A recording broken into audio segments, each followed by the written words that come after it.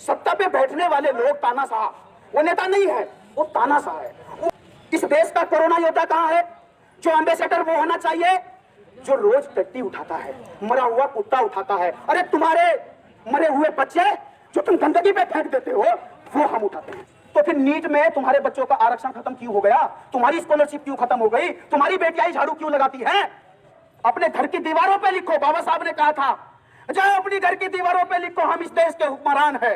ये आपका बच्चा अब ये कहना चाहता है, उसे छोटी बात कहना चाहता है, जाओ अपनी दीवारों पे लिखो तुम्हारी अगली पीढ़ी इस देश में झाड़ू नहीं लगाएगी। और जाओ अपनी दीवारों पे दूसरा लिखो जिसने हराम का खाया है, मंत्र पाठ करके खाया है, ढोंग करके खाया है, कभी कमा के नहीं खाया है, उससे भी सफाई का काम करने पर मजबूर कर देंगे। कि तुम्हारा गायक, तुम्हारा नेता, तुम्हारा अभिनेता, तुम्हारा एक्टर, तुम्हारा डायरेक्टर, तुम्हारा लेखक, तुम्हारी किताब, तुम्हारी कहानी, हमारी कहानी कहां है?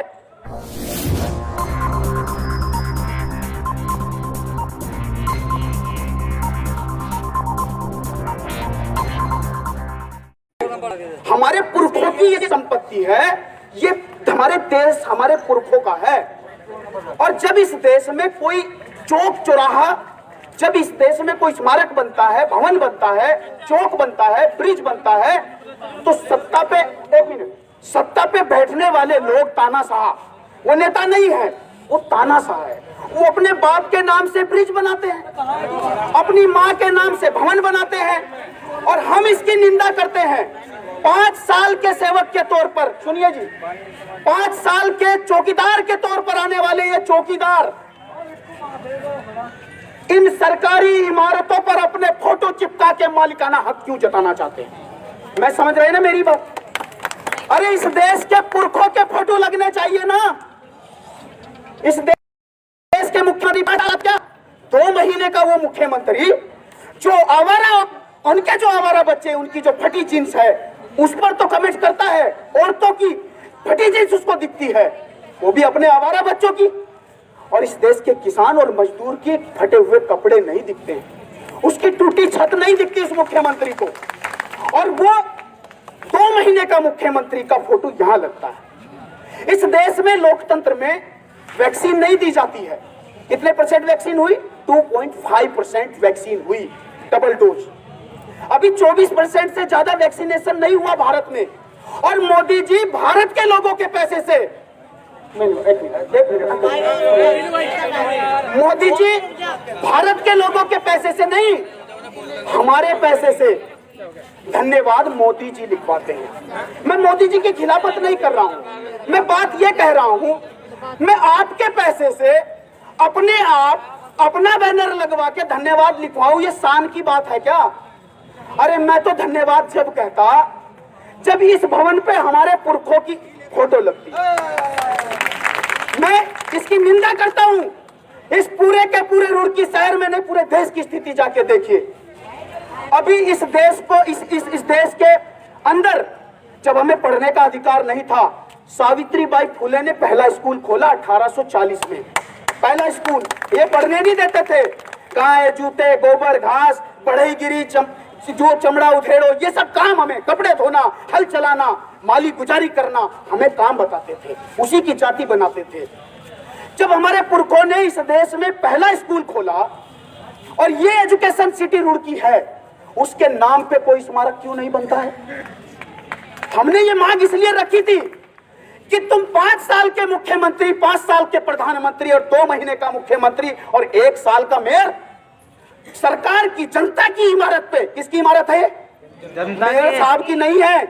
मैं माननीय मेयर साहब से कहना चाहता हूं, ये जो फोटो लगी है बीजेपी के लोगों की, अरे इस देश का राष्ट्रपति भी तो कहीं होगा, लेकिन कैसा राष्ट्रपति? हमें शर्मिंदगी होती है।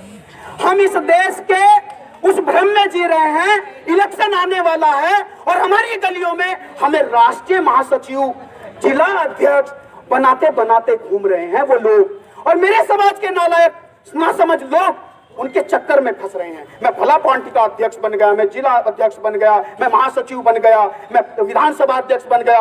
अरे सोचो, तुम विधानसभा अध्यक्ष, राज्य अध्यक्ष बने हो, एक तुम्हारा ही भाई राष्ट्रपति बना दिया और जूता मार करके मंदिर से भगा दिया जाता है।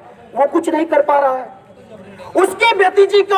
उसके भतीजे को मारा जाता है, राष्ट्रपति जी के महामहिम राष्ट्रपति के भाई भतीजों को मारा जाता है अभी, और महामहिम राष्ट्रपति कुछ नहीं कर रहे। तो तुम्हें ये इलेक्शन के टाइम पे कांग्रेस वाले, बीजेपी वाले, हमारे तुम्हारे किसी के भी ये इलेक्शन पे आते हैं, इसकी हम निंदा करते हैं कि ये जो इस देश में हमारे पुरखों के नाम पे स्मारक बनने चाहिए थे वो क्यों नहीं बनते हैं। ये अपने पिताओं के नाम पे स्मारक बनाते हैं। हमने आईआईटी के गेट पे सावित्रीबाई फुले के नाम से स्मारक की मांग रखी थी, सिर्फ इसलिए कि अभी बीएचएल चौराहा है, उसको एक सांसद पंथ है उसके नाम से बनाने की शुरुआत की। क्यों भाई? इस देश का कोरोना योद्धा कहां है? जो एम्बेसडर वो होना चाहिए जो रोज टट्टी उठाता है, मरा हुआ कुत्ता उठाता है। अरे तुम्हारे मरे हुए बच्चे जो तुम गंदगी पे फेंक देते हो वो हम उठाते हैं। और ये नहीं, इस कोरोना के काल में मेरे भाई बेटे पिताओं को तुमने दारू पिला पिलाकर कोरोना के लाशें उठवाई, क्या नहीं उठाई है?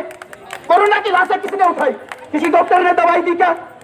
मेरे पास रिकॉर्ड है हरिद्वार के अस्पताल का, हमारे देश के लोग बिना दवाई के अस्पतालों में मर गए, और जो प्राइवेट हॉस्पिटल में गए उनको मार दिया गया। और किसने वो लाशें उठाई? मेरे समाज के उस आदमी ने जिसको शराब पी के तुमने गुलाम बना रखा है। मेरे पिताजी उम्र के नौजवानों और साथियों, मैं आपसे हाथ जोड़कर निवेदन करना चाहता हूं, सबसे पहले ये शराब को छोड़ो। ये तुम्हारी गुलामी का कारण है। जब तुम्हारी नुमाइंदगी करने वाले तुम्हारे समाज से बच्चे खड़े होते हैं तो तुम कहते हो नहीं नहीं मोदी जी तो हमारे देश का कल्याण कर रहे हैं। अरे मोदी जी भी पिछड़े हैं अगर, तो फिर नीट में तुम्हारे बच्चों का आरक्षण खत्म क्यों हो गया? तुम्हारी स्कॉलरशिप क्यों खत्म हो गई? तुम्हारी बेटियां झाड़ू क्यों लगाती हैं? आईएएस पीसीएस डायरेक्ट बन रहे हैं, तुम्हारा बच्चा आईएएस क्यों नहीं बन सकता? तुम्हारा बच्चा एमबीबीएस क्यों नहीं बन सकता? इसलिए नहीं बन सकता कि वो सदियों से झाड़ू तुम्हारे हाथ में पकड़ाए रखना चाहते हैं। और मैं एक और कहना चाहता हूं, ये 11 मांगे तो मानेंगे लेकिन सारी उम्र ये झाड़ू नहीं चलेंगे। समझो, सरकारी नौकरी लेंगे और अपने बच्चों को पढ़ाएंगे और उसको अपने घर की दीवारों पे लिखो। बाबा साहब ने कहा था जाओ अपनी घर की दीवारों पे लिखो हम इस देश के हुक्मरान है। ये आपका बच्चा अब ये कहना चाहता है, उससे छोटी बात कहना चाहता है, जाओ अपनी दीवारों पे लिखो तुम्हारी अगली पीढ़ी इस देश में झाड़ू नहीं लगाएगी। और जाओ अपनी दीवारों पे दूसरा लिखो जिसने हराम का खाया है, मंत्र पाठ करके खाया है, ढोंग करके खाया है, कभी कमा के नहीं खाया है, उससे भी सफाई का काम करने पर मजबूर कर देंगे। किसान को, मजदूर को, सबको अधिकार दिलाने के लिए अब एकजुट होने की जरूरत है। एम्बेसडर बनके इस देश में सफाई कर्मचारियों का एम्बेसडर ऊंची जात का, किसानों का नेता ऊंची जात का। अरे हल चलाए हम, खाद डाले हम, नीम तोड़े हम, घात तोड़े हम, जूता बनाए हम, और एम्बेसडर कौन? जब जूता बनाते थे 2 पैसे का तो चमार थे, जब कपड़ा धुलते थे तो धोबी थे, जब मिट्टी का बर्तन बनाते तो कुम्हार थे। अब कितनी बर्तनों की कंपनी है कुम्हारों की, कितनी धोबी की है लॉन्ड्री, कितनी हमारी कंपनी है जूते की। लेकिन जब काम मशीनें करती हैं आपको अधिकार नहीं मिलता। संविधान में न्यूनतम मजदूरी अधिनियम 1968 एक कानून है, बाबा साहब ने दिया था। 8 घंटे की ड्यूटी दी थी, 8 घंटे में 8,771 रुपए से 1 रुपया कम कोई भारत में नहीं दे सकता है। और महिलाओं को कितना पैसा मिलता है? 5,000 रुपया। मतलब न्यूनतम मजदूरी अधिनियम 1968 के तहत जो संविधान में न्यूनतम मजदूरी है वो भी नहीं मिलती है। हमें यह भी मांग करनी होगी, कठिन काम अधिक मांग, अधिक दाम, कठिन काम अधिक दाम। जितना भारी काम होगा उतना भारी पैसा देना होगा। नहीं तो आओ, तुम्हारा आईएएस बेटा आओ, अपनी झोली में, अपने तसले में, अपने फावड़े में वो टट्टी उठाओ और लेके जाओ नगर निगम के उस कूड़े ढेर पे। हम नहीं उठाएंगे अब। इसलिए बस मैं यही कहना चाहता हूं कि किसानों का मुद्दा हो, कर्मचारियों का मुद्दा हो, हमारे समाज के वो झाड़ू लगाने वाले, वो मेहनत करके खाने वाले, मेरी माँ बहन जो सुबह निकलती है उनका भी एम्बेसडर वही आदमी, अखबार में वही, टीवी में वही, मीडिया में वही, जज भी वही, नेता भी वही, अभिनेता भी वही। अरे मेरा बच्चा कहाँ है? तुम्हारा गायक, तुम्हारा नेता, तुम्हारा अभिनेता, तुम्हारा एक्टर, तुम्हारा डायरेक्टर, तुम्हारा लेखक, तुम्हारी किताब, तुम्हारी कहानी, हमारी कहानी कहाँ है जो हम रोज झेलते हैं? बस मैं यही कहना चाहता हूं, अपनी कहानी लिखो और जाके दीवारों पे लिखो। हम इस देश के शासक थे, शासक बनेंगे और अब सफाई नहीं करेंगे। धन्यवाद।